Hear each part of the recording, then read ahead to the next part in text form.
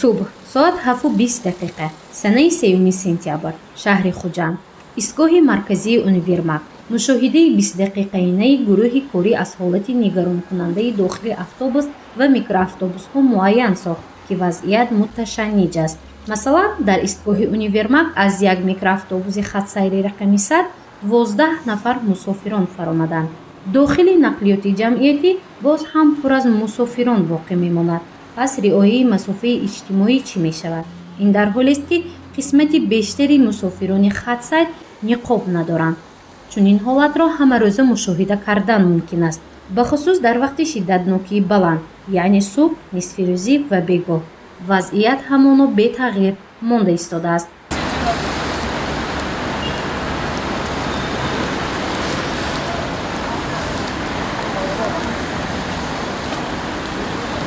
رعایت نشدن حالتهای سانیتری و گیگینی و مسافه اجتماعی در داخل میکرواتوبوس و اتوبوس خطسیرهای شهر خوجند تا ناحیه باباجان غفورов باعث اوج کرونا ویروس شدنش از احتمال دور نیست. حالا وضع اپیدمیولوژی در شهر تشویش‌آور باقی میماند.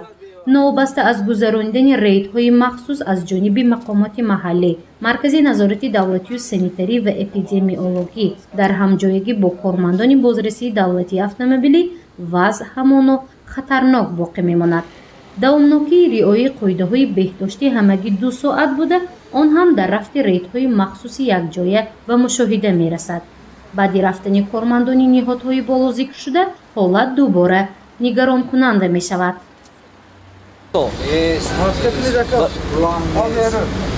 یک سومونی خوب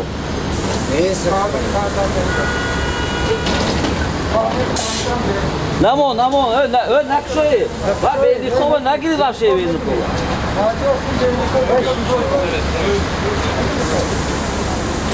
خوب مشاهده های گروه کاری برنامه معین ساخت که بیشتری پولچینک یا خود کاندکتورهای اتوبوس و میکرواتوبوس ها بی‌نقابند. در این حال چگونه میتوان از مسافران رعایت قاعده های بهداشتی را در داخل نقلیات جمعیتی طلب کرد؟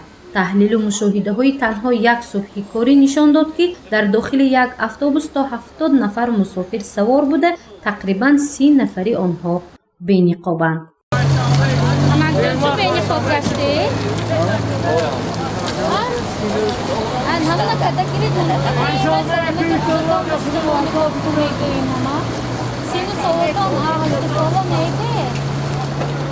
خودتون احتیاط میکنید نقاب باشید. و همه روزه در هر یک شرکت های نقلیاتی که امروز فعالیت مسافرکشانی دارند در آنها کاربری نموده، وقتی که به کار می‌روند هر یک میکرواتوبوس یا اتوبوس ها مخصوص به ضرر گردانده می‌شود. ریدی که مقامات اجرایی حکومتی دولت شهر خوجند تشکیل نمود بیش از 2 ساعت را فرا گرفت. نتیجه آن نشان داد که بیشتری ساکنان شهر خوجند در کوچه، داخل میکرواتوبوس و موضع‌های جمعیتی با نقاب می‌گردند. اما مهمانان که از دیگر شهر و ناحیه‌های ولایت به خوجند می‌آیند نقاب ندارند.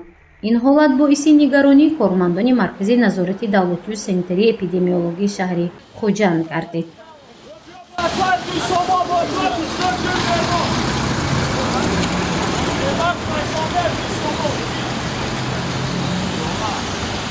تامینات کارمندان، تامینات شهروندان با نقاب گفته پیشنهاد با راهبران بازارها و خطسیرها همه گفته گذشته بود. افسوس که این چیز نشده است. وضعیتی به معلومات میتواند موج دوم را به وجود بیاورد. کارمندان مرکز نظارت دولتی سانیتری اپیدمیولوژی شهر خوجند به خلاصه آمدند که مدنیت اپیدمیولوژی مردم خیلی پست است، چون که با وجود کارهای ترغیباتی و آگاهانیدن آدمان در مورد رعایت فاصله اجتماعی، پوشیدن نقاب طبی، رعایت قاعده‌های سانیتری گیگینی، هنوز این کار نتیجه نداده است. اما نتیجه بی‌نقاب و رعایت نکردن مسافه در جایهای جمعیتی را از درآمدگاه بیمارخانه‌ها دیدن ممکن است.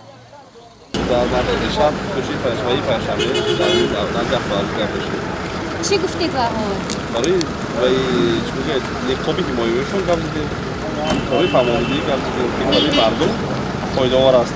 به نقاب گشتن ممکن نیست.